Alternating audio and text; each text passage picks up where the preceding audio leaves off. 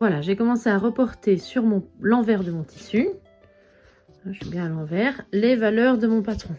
Donc j'ai les valeurs des deux sangles qui sont de 10 cm, puis les deux côtés de 35 par 40. Et j'ai bien fait attention de compter, de enlever cette partie-là, qui n'est pas colorée et que je ne veux pas voir apparaître sur mon sac. Donc je compte après la bande blanche quand je commence à mesurer. Et je vais faire la découpe à l'aide de mon cutter rotatif.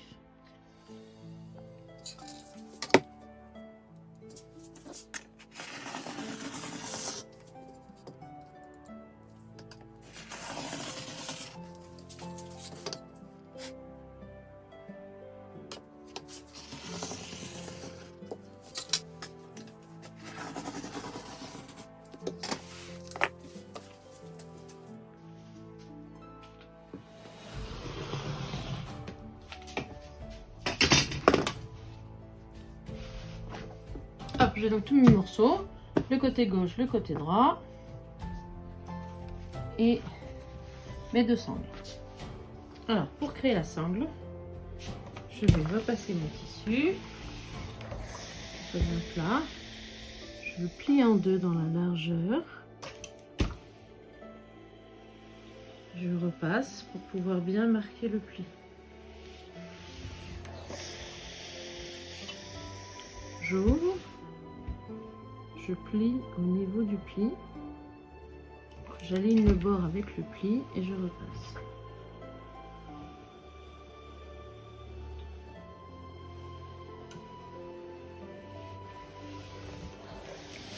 Et je fais pareil de l'autre côté.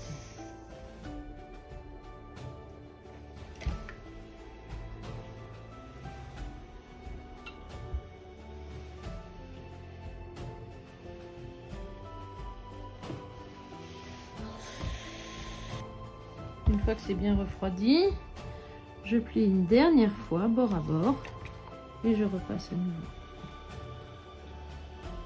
Et je vais piquer pour que ça reste bien en place.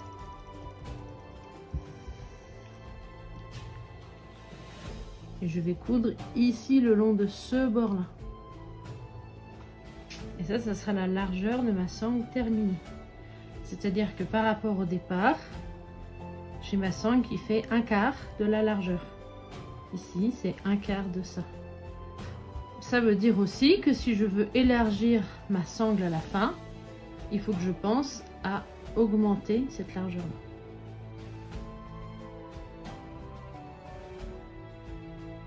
Je vais passer sous la machine. J'ai bien épinglé envers contre envers. Et j'ai épinglé avec l'épingle vers l'extérieur. Puisque du coup, ça va me permettre de l'enlever avec cette main-là pendant que cette main-là aide mon tissu à avancer droit.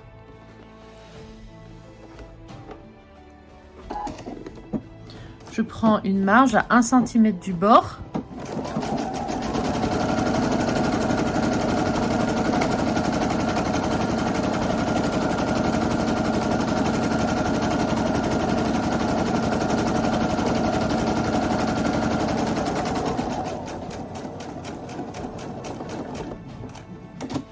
Pour faire un joli coin, je m'arrête, je lève mon pied en ayant mon aiguille plantée, je tourne, je rebaisse mon pied et je repars.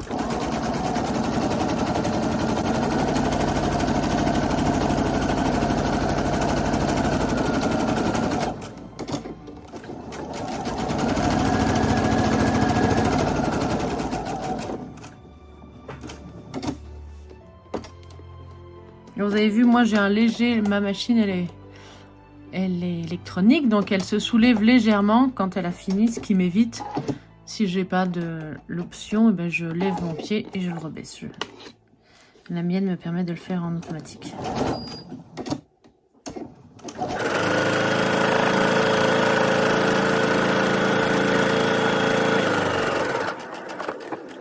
Et je finis par un arrêt départ.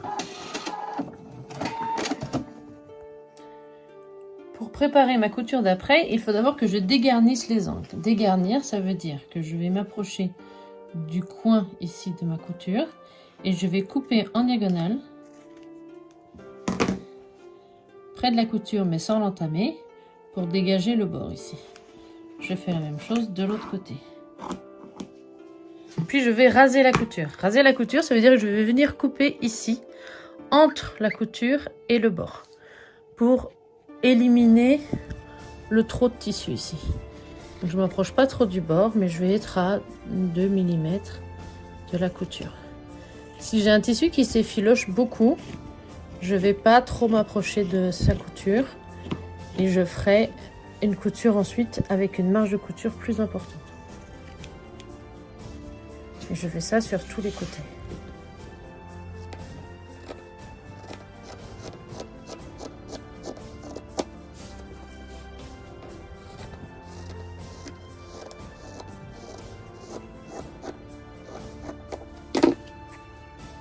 Ensuite, je vais le retourner sur l'envers. Complètement, en entier. Et je vais aller pousser dans les coins. Donc on voit ici, ça fait un coin qui n'est pas très joli, bien carré. Donc moi, j'aime bien utiliser cet outil, c'est un crochet. Trouvé chez Action. Donc je l'enfile et je viens pousser le coin, voilà, pour faire sortir jusqu'au bout de la couture. Pour avoir un coin bien propre. Et je fais la même chose de l'autre côté.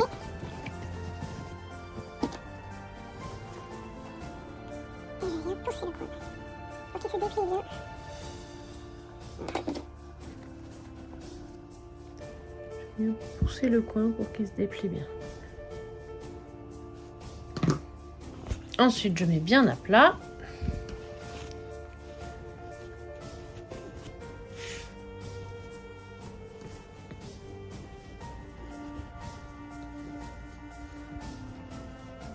Et je vais aller repasser les bords pour qu'ils soient...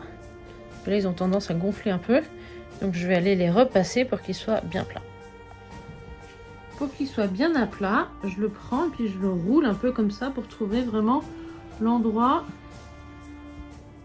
où la couture est pour pas que j'ai de faux plis à l'intérieur. Une fois que je l'ai trouvé, je presse au fer.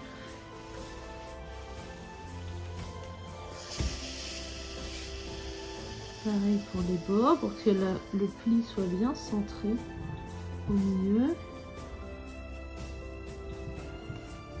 Je vais rouler entre mes doigts pour bien qu'il s'ouvre.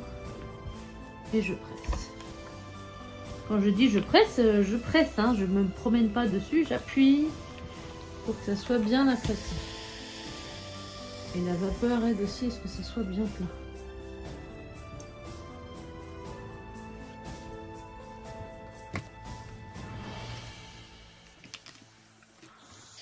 Et je vais aller coudre maintenant mon contour sur l'envers.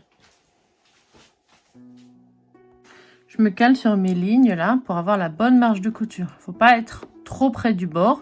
On cherche ici à s'éloigner un peu du bord. Donc ici, moi j'ai un trait à 1 cm et je vais me caler dessus juste après mon petit rond là.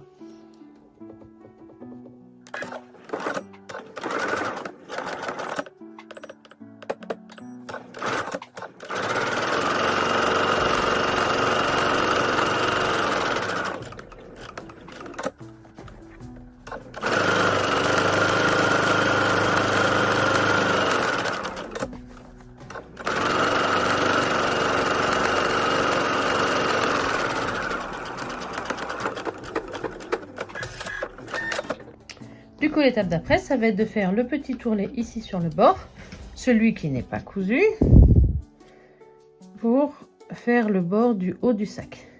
Donc pour ça, je vais mesurer. Je vais prendre 3 cm depuis le haut et tracer un repère.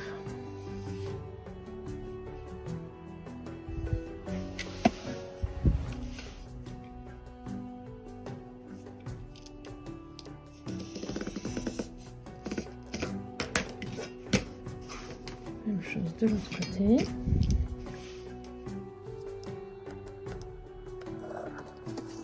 Je mesure 3 cm.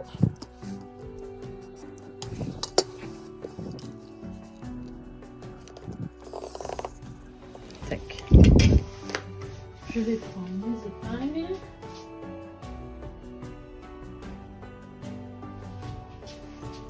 prends mes épingles et je vais plier le bord du tissu, une épaisseur à la fois, sur le trait. J'appuie comme ça avec mes ongles et je le replie de l'autre côté. Je tiens bien, j'épingle avec la boule sur l'extérieur. Je fais de l'autre côté, à peu près au milieu. Je prends mon bord du tissu sur le trait et je replie. Et je mets mon épingle. Alors moi j'aime bien faire d'abord les milieux, après les bords. Ici j'ai mon petit boudin là de couture, donc je pousse sur le côté, je m'aligne. Je vais couper ces petits fils qui dépassent et qui sont moches. Hop. Je m'aligne sur mon trait, je replie, j'aplatis bien et j'épingle.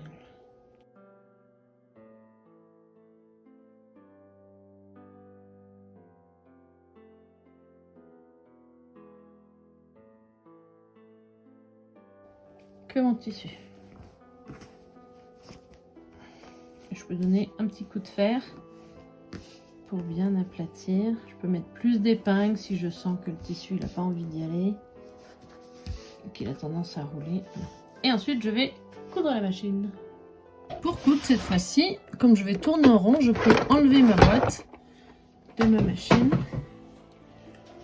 pour pouvoir mettre mon tissu autour. Alors quand on a des pinces, c'est moins pratique, mais quand on a des épingles, ça permet de le glisser autour et il peut tourner sans gêne. Et je vais commencer au niveau de la couture. Je vais commencer directement à ce niveau-là.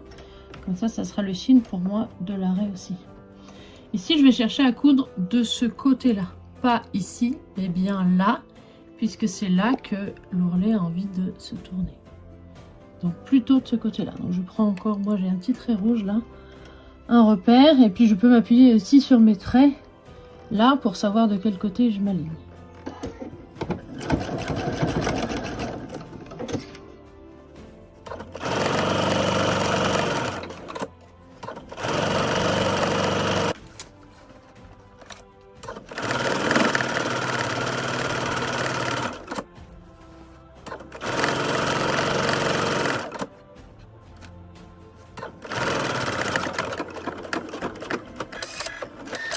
Pouvoir maintenant fixer mes anses. Donc je vais le remettre sur l'endroit.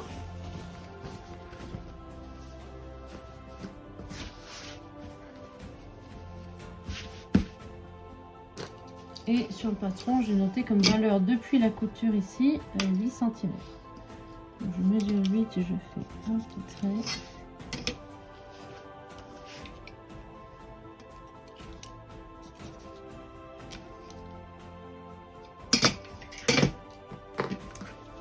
De l'autre côté et je vais placer mes sangles. Donc je fais bien attention de m'occuper que de une épaisseur à la fois, pas de prendre les deux. Je prends mes épingles, donc je viens positionner la lanière avec le bord du haut contre l'ourlet de mon sac au niveau du repère qui est ici. Au niveau du repère qui est ici, je vais poser ma lanière sur le sac. Je vais faire attention qu'elle ne soit pas exactement contre le bord ici, mais un petit peu au-dessus. Ce qui m'évitera d'avoir des petits fils qui dépassent. Et je l'épingle en place. Je fais attention à bien la dérouler à plat. J'ai décidé de mettre la couture vers l'extérieur. Ici aussi, la couture vers l'extérieur. Donc je fais tout le tour de ma sangle et je vérifie qu'elle est bien à plat. Et je mets de nouveau ma sangle sur mon repère ici, un petit peu sous le bourre de l'ourlet pour pas que le bord dépasse. Et j'épingle. Et je vais couper ce petit fil qui m'embête. Je fais la même chose de l'autre côté. Donc j'ai dit ma couture à l'extérieur sur mon repère.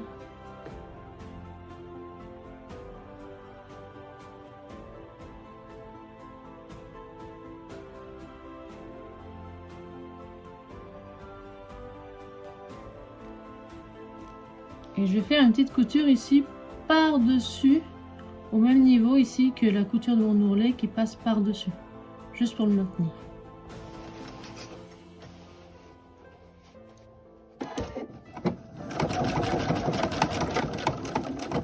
Fais attention que ma sangle soit bien perpendiculaire, qu'elle soit pas tordue, qu'elle soit pas comme ça, qu'elle soit bien droite par rapport au bord.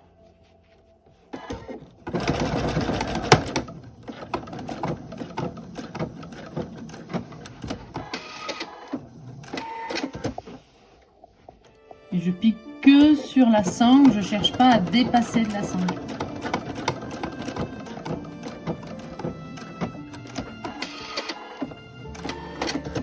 Je dépasse pas de la sangle, ma couture elle commence à l'intérieur ici et elle se finit ici. Mais elle déborde pas sur ici. Okay.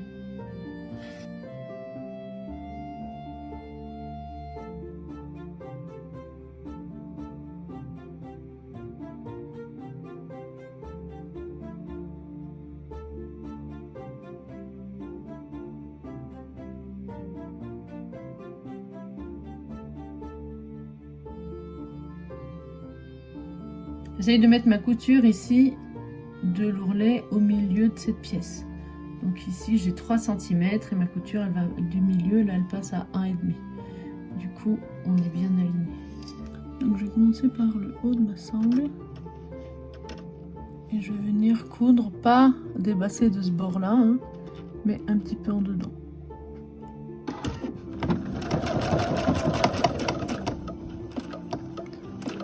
Je m'arrête au niveau de la couture de la sangle, je lève mon pied, je tourne et je vais suivre la couture cette fois-ci presque jusqu'en bas.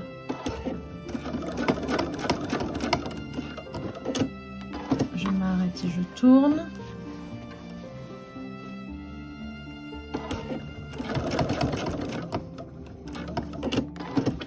Jusqu'au prochain point.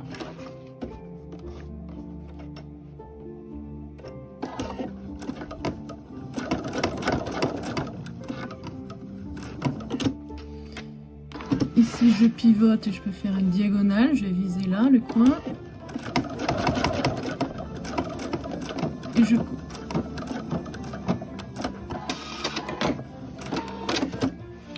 Je repars de l'autre coin.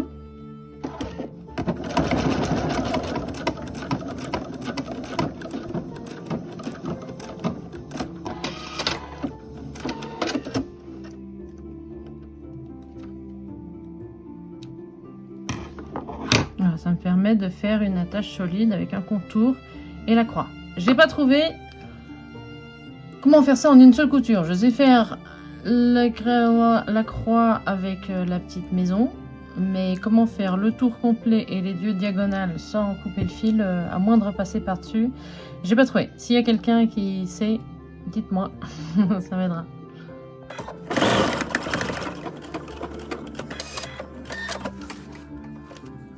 Et voilà, mon petit tote bag est terminé avec des anses bien costauds et une doublure propre à l'intérieur en couture anglaise.